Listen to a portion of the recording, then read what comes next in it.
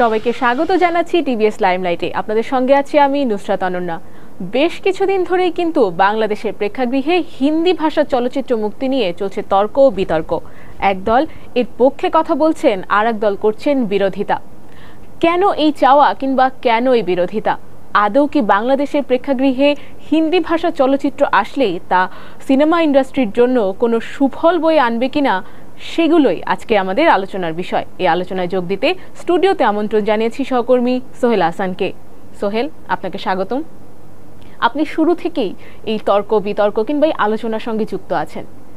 আপনার কাছে কি মনে হয়, কবে থেকে এই আলোচনা শুরু হয়েছিল কিংবা কবে থেকে এই উদ্যোগটা নেওয়া হয়েছিল যে দেশের প্রেক্ষাগৃহে হিন্দি ভাষা চলচ্চিত্র আনা হবে? আসলে প্রসঙ্গটা অনেক দিনের। সাম্প্রতিক পাঠান সিনেমাকে বাংলাদেশের প্রেক্ষাগৃহে প্রদর্শনের জন্য আসলে আলোচনাটা নতুন করে শুরু হয়েছে। তো এই আলোচনাটা শুরু হয়েছে এই বছরের শুরুর দিকে থেকে, যখন পাঠান আমদানিকারক প্রতিষ্ঠান অ্যাকশন কার্ড এন্টারটেইনমেন্ট তথ্য মন্ত্রণালয়ে আবেদন করে। তথ্য মন্ত্রণালয়ে লিখিত আবেদনের পরেই আসলে বিষয়টা প্রকাশ হয়ে যায়। তারপর থেকে আসলে আলোচনা সমালোচনা শুরু হয়। বাট হিন্দি সিনেমা বাংলাদেশের প্রেক্ষাগৃহে চলবে, নতুন হিন্দি সিনেমা, সেই প্রসঙ্গটা কিন্তু পুরানো। এবং আপনি জানেন যে 14 বা 15 সালের দিকে আমাদের বাংলাদেশের তৎকালীন সিনিয়র অভিনয় শিল্পী, প্রথম সারির অভিনয় শিল্পী, ডিরেক্টর, প্রডিউসার, যারা সিনেমা ইন্ডাস্ট্রি লিড করে, ওই সময় লিড করতো, তারা সবাই রাস্তায় নেমে গিয়েছিল। কাফনের কাপড় মাথায় পরে হুমকি, প্রেস ক্লাবের সামনে মানববন্ধন, রাজধানীর বিভিন্ন রাস্তায় তাদের পদচারণা দেখা গেছে, পত্রিকায়, টিভি মিডিয়ায়, সোশ্যাল মিডিয়ায়, সব জায়গায় তাদের একটা হিন্দি সিনেমা বাংলাদেশের প্রেক্ষাগৃহে যেন না প্রদর্শিত হয়, এক ধরনের মুভমেন্ট ছিল, আন্দোলনের মধ্যে দিয়ে তারা ছিলেন। তখন সেই আন্দোলনের মধ্যেও হিন্দি সিনেমা প্রদর্শিত হয়েছিল, কিন্তু সেই সিনেমাগুলো ছিল আপনার খুবই কম এবং ব্যবসায়িক সফলতা ছিল না। জি, আমি এখানে আপনাকে যোগ করতে চাই, সেই সময় কিন্তু সালমান খানের ওয়ান্টেড সিনেমাটি রিলিজ পেয়েছিল এবং আমির খানের 3 ইডিয়টস মুক্তি পেয়েছিল এবং শাহরুখ খানেরই কিন্তু মাই নেম ইজ খান সিনেমাটি মুক্তি পেয়েছিল। যেই 3টি সিনেমা যদি আমরা ভারতের প্রেক্ষাপটে চিন্তা করি কিংবা বৈশ্বিক প্রেক্ষাপটে, 3টি ভীষণ জনপ্রিয়। কিন্তু দেশের প্রেক্ষাপট কি বলছে? যেটা হয় যে ওই সিনেমাগুলো যখন বাংলাদেশে প্রদর্শিত হলো, আপনি জানেন যে বিশ্বে বিভিন্ন দেশের সিনেমাগুলো বাংলাদেশের দর্শক যারা আসলে হিন্দি সিনেমার প্রতি দুর্বলতা রয়েছে, বা হলিউড, বলিউড বা বিভিন্ন দেশের ওয়ার্ল্ড মুভিগুলা, তারা কিন্তু বিকল্প মাধ্যমে দেখে ফেলে।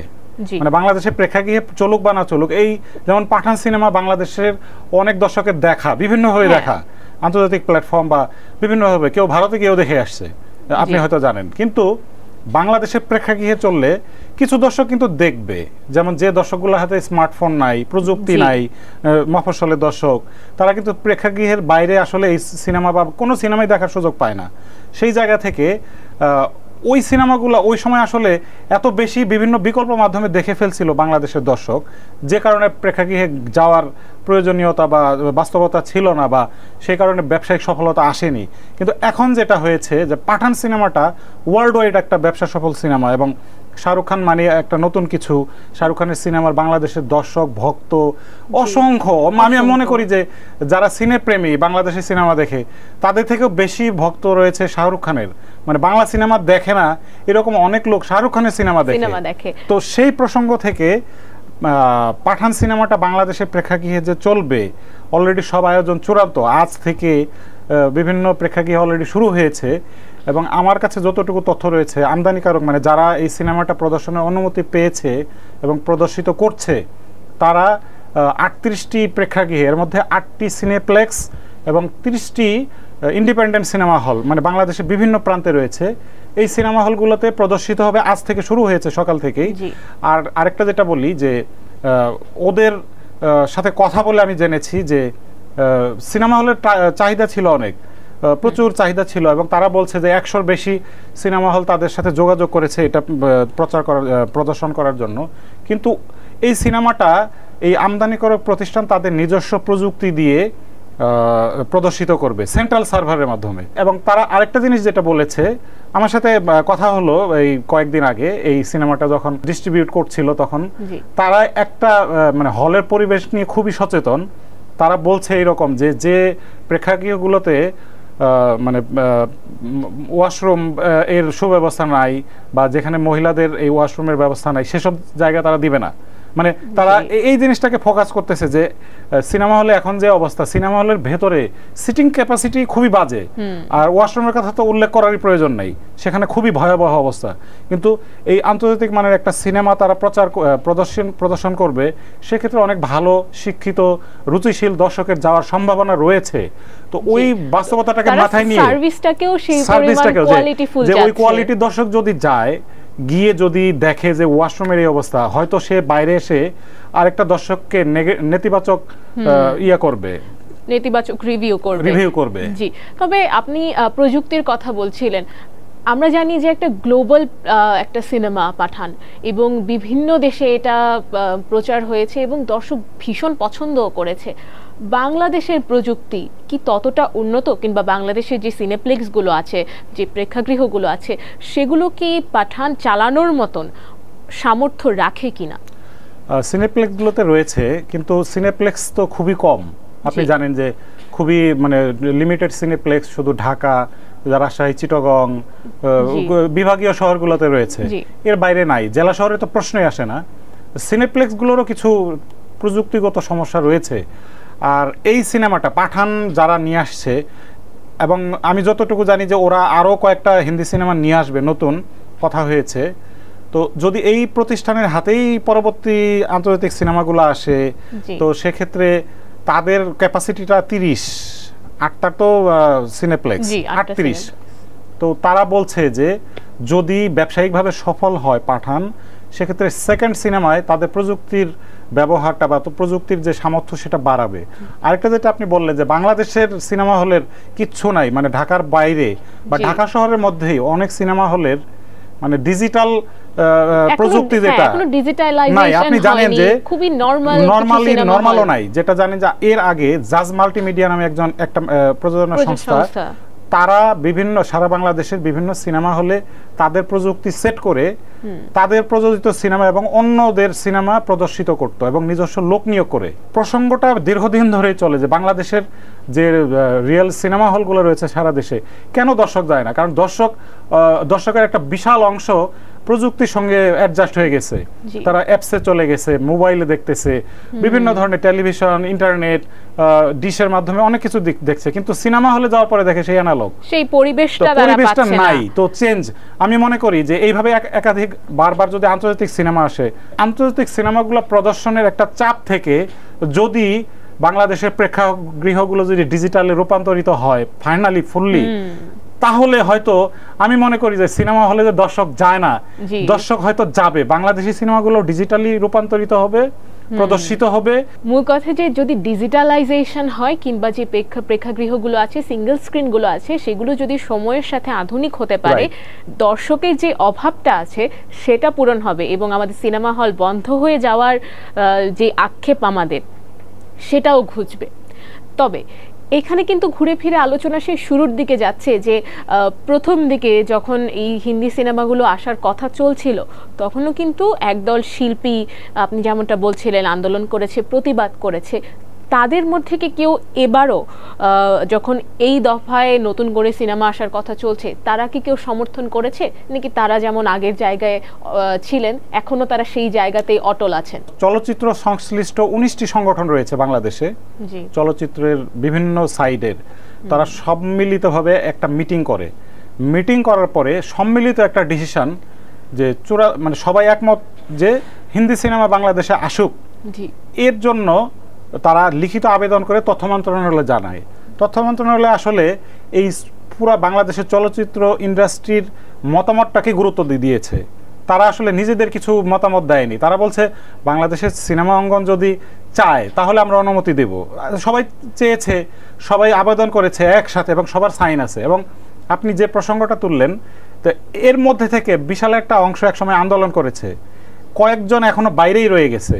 তারা কিন্তু সমালোচনা মুখর স্টিল নাও। তাদের মধ্যে অন্যতম একজন জায়েদ খান, আমি তার সাথে কথা বলেছি, তিনি হিন্দি সিনেমা বাংলাদেশে প্রদর্শনের বিপক্ষে। আর তখন শাকিব খান ছিলেন শিল্পী সমিতির নেতা এবং খুবই আলোচিত অভিনেতা, সবকিছুতে সরব থাকতেন। এইবারের প্রসঙ্গের সময় শাকিব খান দেশেও থাকতো না, বা বিভিন্ন সময় সে অনুপস্থিত বা সে নিশ্চুপ। পাশাপাশি এই 19 সংগঠনের মধ্যে শিল্পী সমিতি রয়েছে, প্রডিউসার সমিতি রয়েছে, পরিচালক সমিতি রয়েছে, ভাইটাল এই সমিতিগুলা, আরো অনেক সমিতি রয়েছে। তো প্রডিউসার সমিতির একজন শীর্ষ নেতা ছিল সেই জায়গায়, যিনি আগে বিরোধিতা করেছেন, তার সাথে আমি কথা বলেছি। তিনি বলল যে আসলে তখনকার বাস্তবতা আর এখনকার বাস্তবতা আলাদা। 15 সালে আমাদের বাংলাদেশে অনেক সিনেমা হল চালু ছিল, আর এখন সেটা 50ও নাই। মানে ঈদ ছাড়া 40, 45, 48, 50 এর বাইরে যায় না, মানে সচল সিনেমা হল। তাদের ব্যাখ্যাটা এইরকম, যেমন পরিচালক সমিতির শীর্ষ একজন নেতা আমাকে বলল, মানে নাম প্রকাশ করছি না, সে ওইভাবে আসলে নাম প্রকাশ করতে চায়নি, বললো যে কোর্টটা এইভাবে না যাক। তা আমি বললাম যে আপনি তো আন্দোলন করেছেন হিন্দি সিনেমা বাংলাদেশে প্রদর্শনের বাইরে, তো এবার তো আপনি 19 সংগঠনে ছিলেন, সাইন করেছেন, তিনি নিশ্চুপ থেকেছেন, তিনি কোনো অ্যান্সার দেন নাই। তো তারপর শিল্পী সমিতির আমি একজনের সাথে কথা বলেছি, সে পাশ কাটিয়ে অ্যান্সার দিয়েছে যে সবার যা সিদ্ধান্ত আমারও তাই। অথচ তারা ইন্ডিভিজুয়ালি এর আগে হিন্দি সিনেমার বিরুদ্ধে কথা বলেছে যে বাংলাদেশের সিনেমা শেষ হয়ে যাবে, কিন্তু এখন তারা বাংলাদেশি সিনেমাকে পুনর্জাগরণ, সিনেমা হল রক্ষা, সিনেমার ব্যবসাকে টিকিয়ে রাখা, এইসব যুক্তি বা শর্ত সামনে রেখে এই সিনেমাকে বাংলাদেশে বা হিন্দি সিনেমাকে বাংলাদেশে প্রদর্শনের বিষয়ে একমত হয়েছে।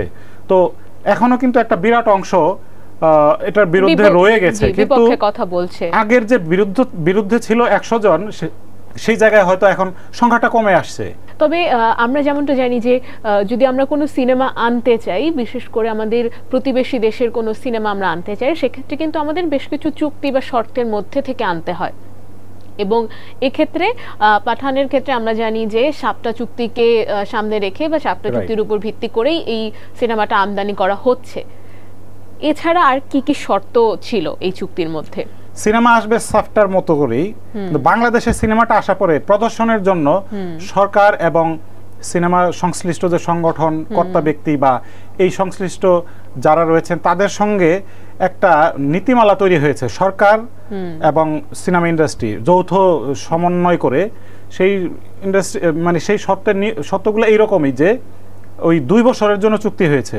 এটা পরবর্তীতে 2 বছরের শেষের দিকে গিয়ে এই 2 বছরের রিভিউ করে মূল্যায়ন করে পরবর্তীতে আসলে আবার কতদিন অনুমতি দেওয়া হবে, কতগুলো সিনেমা আসবে বা একেবারে বন্ধ হয়ে যাবে কিনা বা সারা জীবনের জন্য চালু হবে কিনা, সেগুলো তখন দেখবে। এই যে চুক্তি বা সিনেমা যে পাঠান আসছে, শুধু পাঠান কিন্তু আসছে না, বাংলাদেশেরও একটি সিনেমা কিন্তু ভারতে মুক্তি দেওয়া হবে। এবং আমরা যেমনটা জেনেছি সেটা শাকিব খানেরই সিনেমা পাঙ্কু জামাই, এটা মুক্তি দেওয়া হবে। তো পাঠান এবং পাঙ্কু জামাইয়ের মধ্যে তাদের নামের এই আদ্য অক্ষর পি ছাড়া আর কি কোনো সামঞ্জস্যতা আছে? আমার মনে হয় নাই, কারণ পাঙ্কু জামাই সিনেমাটার আপনি নামটা দেখেন যে এক ধরনের কমেডি টাইপের একটা নাম, গল্পেও ঠিক এইরকম জিনিসই রয়েছে। এবং এই সিনেমাটার যখন শুটিং হয় 2016 বা 15 সালের শেষের দিকে, তখন আমি শুটিং সেটেও ছিলাম, এফডিসির একটা ফ্লোরে শুটিং হচ্ছিল। তো তখনও আমার মনে হলো যে এটা একটা কমেডি সিনেমা। সিনেমার গুণাগুণ আমি বিচার করব না, কিন্তু সিনেমার যে টোটাল সিনেমাটা, এই সিনেমাটা পাঠানের সাথে এই জন্য যায় না, পাঠান বলিউডকে প্রেজেন্ট করবে বাংলাদেশে, আর বাংলাদেশকে প্রেজেন্ট করার একাধিক সিনেমা রয়েছে যেগুলো অলরেডি আন্তর্জাতিকভাবে চলচ্চিত্র উৎসব, আন্তর্জাতিক মানে প্ল্যাটফর্মে বিভিন্ন দেশে প্রশংসিত এবং বাংলাদেশি দর্শকের কাছে প্রশংসিত। এরকম অসংখ্য সিনেমা রয়েছে। এই মুহূর্তে কমপক্ষে 10টি বা 15টি 20টি সিনেমার নাম বলা যাবে যেগুলো বাংলাদেশের সংস্কৃতি, বাংলাদেশের সভ্যতা, বাংলাদেশের দর্শকের রুচি, ফিল্মের রুচি এবং বাংলাদেশের যে নির্মাতারা আছেন তাদেরও রিপ্রেজেন্ট করে। অনেক সিনেমা কিন্তু আছে বাংলাদেশে। আমরা এবারের ঈদেও কিন্তু এমন বেশ কিছু সিনেমা দেখেছি। এই বছর কিংবা গত বছরের মাঝামাঝি থেকে এবছরের ঈদ পর্যন্ত সময়কালটাও যদি আমরা ধরি, বাংলাদেশে কিন্তু বেশ দর্শক জনপ্রিয় ভালো মানের সিনেমা হয়েছে।